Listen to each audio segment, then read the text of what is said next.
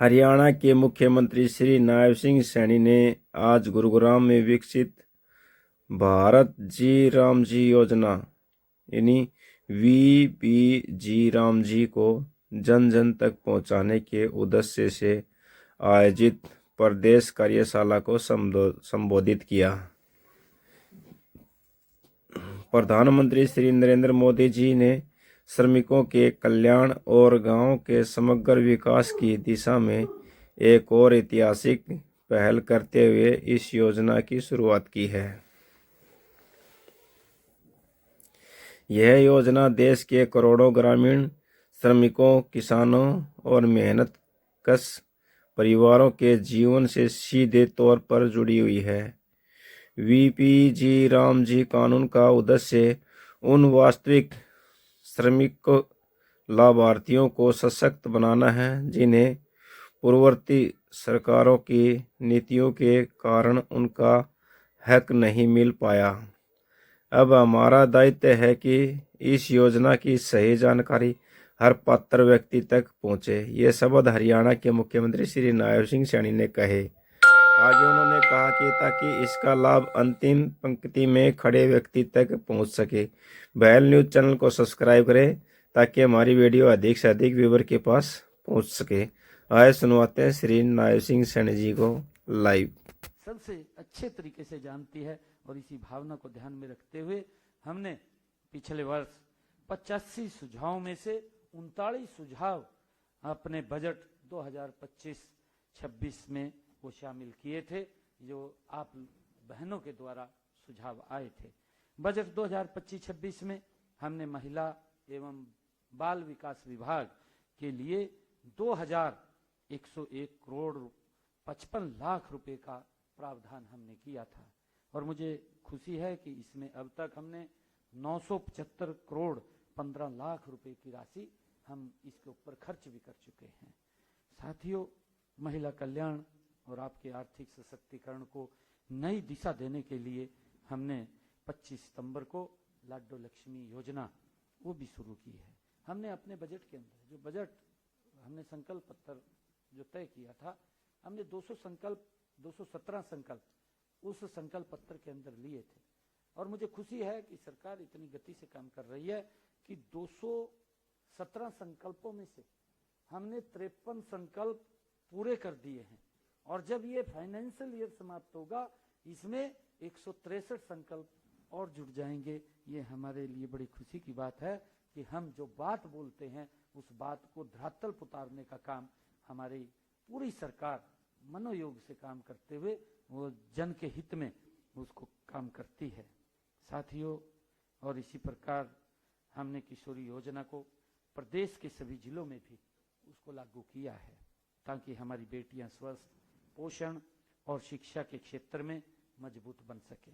साथियों, महिलाओं की शिक्षा और सुरक्षित आवास की आवश्यकता को हमने ध्यान में रखते हुए प्रदेश में 6 जिलों में महिला छात्रावासों का निर्माण भी किया गया है। वहीं पर हम महिला स्वयं सहायता समूह की आर्थिक रूप से सशक्त बनाने के लिए हमारी सरकार प्रतिबद्ध है। साथियों, इसी उद्देश्य से हमने सरकारी संस्थानों में चल रही कैंटीनों का 1/3 टेंडर हमने इन सेल्फ हेल्प ग्रुप की महिला बहनों को देने का काम हमने किया है और इसके अतिरिक्त प्रदेश के 2000 आंगनवाड़ी केंद्रों को आंगनवाड़ी सक्षम आंगनवाड़ी केंद्रों के रूप में बदला जा रहा है और इससे माताओं और बच्चों को बेहतर पोषण, स्वास्थ्य और देखभाल की सुविधाएं भी वहां मिलती हैं। मैं ये कहना चाहूंगा कि इन सभी उपलब्धियों में आप सभी के अनुभव, सुझाव और सहभागिता की अहम भूमिका रही है। साथियों, पिछले बजट की सफलता आपके सार्थक परामर्श का ही ये परिणाम है। मैं इसी विश्वास के साथ आप सभी के बीच इतनी देर तक यहाँ बैठा रहा हूँ क्योंकि आप लोगों ने इंतजार भी किया है और आज क्योंकि कई कार्यक्रम थे, हमें पहले तो अलग अलग ये 2 कार्यक्रम हमने रखे थे, परंतु फिर समय के अभाव के कारण मैंने कहा कि इसको क्लब कर दिया जाए, एक ही कार्यक्रम कर दिया जाए क्योंकि कई कार्यक्रम आज यहीं गुरुग्राम में सुबह 9 बजे से चल रहे हैं। हर घंटे में एक अलग कार्यक्रम था, और फिर भी मैं टाइम को बड़ा कवर किया है कि आधा घंटा लेट आपके बीच में पहुंचाऊं। उसके लिए हम क्षमा प्रार्थी भी हैं कि आपने आधा घंटा इंतजार करना पड़ा, परंतु आपके बहुमूल्य सुझाव हमारे पास आए हैं, और इस बार आपके सुझावों की जो गुणवत्ता है, व्यवहारिकता है और दूरदर्शिता है, वो पिछले वर्ष से और अच्छी होगी, बेहतर होगी, जिसका लाभ हमें मिलेगा। मैंने आप सभी के विचारों को ध्यानपूर्वक सुना भी है। जैसा मैंने कहा है कि हमारी पूरी टीम, जो हमारे मंत्रीगण हैं, हमारे अधिकारीगण हैं, वो सब आपकी एक एक बात को सुना भी है, उसको नोट भी किया है। मैं आपको विश्वास दिलाता हूं कि शिक्षा और महिलाओं से जुड़े विभिन्न क्षेत्रों के विकास के लिए बजट प्रावधानों में कोई कमी नहीं आने दी जाएगी। उसके लिए हम खुल करके इन बजट को देने का काम करेंगे। मैं केवल आपसे ये अनुरोध भी करना चाहूँगा कि आने वाले अगले 8-10 दिन के अंदर, जैसा अभी मंच से भी बोला गया है, कि आपके टेबल के ऊपर एक QR कोड, जो हमने AI बेस्ड जो चैट बॉक्स वो लॉन्च किया है, उस चैट बॉक्स के ऊपर आप अपने महत्वपूर्ण सुझाव उसको जरूर शेयर करिएगा।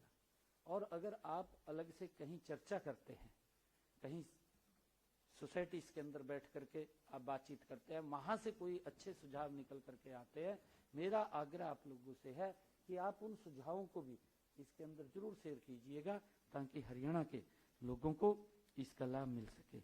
और साथियों, मैं आपको एक बात और कहना चाहता हूं कि जब आप विधानसभा बजट 2026-27, जब, क्योंकि मैं वित्त मंत्री भी हूं और वित्त मंत्री के नाते बजट मुझे प्रस्तुत करना होता है, जब मैं बजट प्रस्तुत करूंगा तो आप इसको अवश्य देखें। मेरा ये आग्रह है, जिस दिन बजट हम प्रस्तुत करें उसको आप अवश्य देखें। आपको ये लगेगा, आप ये महसूस करेंगे कि हमने जो सुझाव दिए थे वो सुझाव इसके अंदर शामिल हुए हैं। और साथियों, मैं एक और बात, निमंत्रण भी आप लोगों को देना चाहूंगा, जिन हमारे महानुभाव के सुझाव इसके अंदर शामिल हो गए, उनको बाकायदा हम निमंत्रण दे करके विधानसभा की गैलरी में बैठा करके उनको सुनाएंगे, ताकि ये सुझाव उनके जो आए हैं वो कितना लाभ वो हरियाणा के लोगों को उसका मिला है। साथियों, मैं ये भी कहना चाहता हूं कि आप सभी इस बात के साक्षी बन सकें कि हमने जो बात कही थी, जो वायदा किया था, हमने उसको पूरा किया है। साथियों, ये पहली बार आदरणीय मोदी जी के नेतृत्व वाली सरकार में हो रहा है, और उसका कारण भी है, आदरणीय प्रधानमंत्री जी इस बात को बार बार बोलते हैं कि इस बजट के ऊपर एक एक पाई को प्रदेश और देश के लोगों का हक है, और उनके वेलफेयर के अंदर ये खर्च होनी चाहिए। अलग अलग क्षेत्र के अंदर हम अलग अलग उसमें काम कर रहे हैं। आज मैं एक भारत विकास परिषद के एक आरोग्य केंद्र का, वहाँ एक्सटेंशन भी था, और उसके अंदर मैं बात कर रहा था। जब सुबह 9 बजे मैं वहाँ पर गया तो वहाँ पर पूरे डॉक्टर्स और जो उसको सहयोग करने वाले लोग थे, वो सब काफी मात्रा के अंदर वहाँ उपस्थित थे। मैं वहाँ पर बात कर रहा था कि उन्होंने एक समाज हित के अंदर एक इतनी बड़ी संस्था के माध्यम से गरीब लोगों को सस्ते दरों के ऊपर इलाज कर रहे हैं। साथियों, हमने पिछले बार जब बजट के अंदर सुझाव हमारे पास आए, हमने हरियाणा प्रदेश के अंदर जो हमारे हॉस्पिटल्स हैं डिस्ट्रिक्ट लेवल के ऊपर जो हॉस्पिटल्स हैं, उनका जीर्णोद्धार हम कर रहे हैं। और उसके अंदर, क्योंकि जो आम व्यक्ति है वो बड़ा विश्वास सरकारी हॉस्पिटल्स के ऊपर करता है कि मैं यहाँ इलाज कराऊं, मेरा सस्ते में इलाज होगा, मेरा पैसा खर्च नहीं होगा। परंतु आदरणीय प्रधानमंत्री जी ने आयुष्मान योजना, हरियाणा सरकार उसके साथ चिरायु योजना ऐड करके प्रदेश के 1.5 करोड़ से ज्यादा लोगों को 5 लाख रुपए का अधिकार दिया है, जिससे कि एक वातावरण गरीब व्यक्ति का बदला है। हमने हरियाणा प्रदेश के अंदर 10 हर डिस्ट्रिक्ट पे एक हॉस्पिटल बनाने की बात कही है, परंतु 10 हॉस्पिटल हमने उस लेवल के खड़े कर दिए हैं जिसका लाभ हरियाणा के लोगों को मिल रहा है कि वहाँ पर जो उस डिस्ट्रिक्ट के अंदर प्राइवेट हॉस्पिटल में जो सुविधाएं प्राइवेट हॉस्पिटल में मिलती हैं वो सारी सुविधाएं हमारे सरकारी हॉस्पिटल में आम जन के लिए मिलनी शुरू हो गई हैं। हमने 10 हॉस्पिटल ऐसे खड़े कर दिए हैं और हर डिस्ट्रिक्ट में एक हॉस्पिटल खड़ा होगा। आने वाले समय के अंदर उनके ऊपर काम चल रहा है। 12 और हॉस्पिटल ऐसे खड़े हो जाएंगे। साथियों, पिछली बार हमें एक सुझाव दिया था कि जो गरीब व्यक्ति है, किसी को किडनी की कोई दिक्कत आ जाती है, डायलिसिस कराना पड़ता था। हर महीने उसको एक डायलिसिस के 25,000 30,000 रुपए खर्च आते थे। अगर 2 या 3 डायलिसिस वो कराता था तो उसके लगभग 1 लाख के करीब में खर्चा आ जाता था। 70-80 हजार रुपए उसका खर्चा आता था। परंतु हमने निर्णय किया अपने संकल्प पत्र के अंदर कि हरियाणा के सरकारी हॉस्पिटल, मेडिकल कॉलेज, उन सब में डायलिसिस फ्री होगा।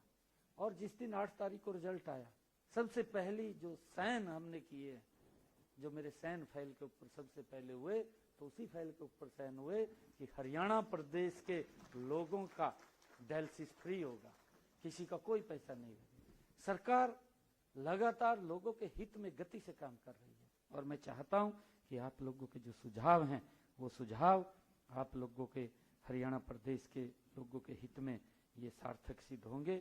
बहुत आप लोगों ने अच्छे सुझाव दिए हैं। जो सुझाव छूट गए हैं क्योंकि समय के अभाव के कारण शायद सभी हमारे महानुभाव को बोलने का समय नहीं मिला होगा, क्योंकि जितने भी बोले हैं उनके अच्छे सुझाव हमारे पास आए हैं।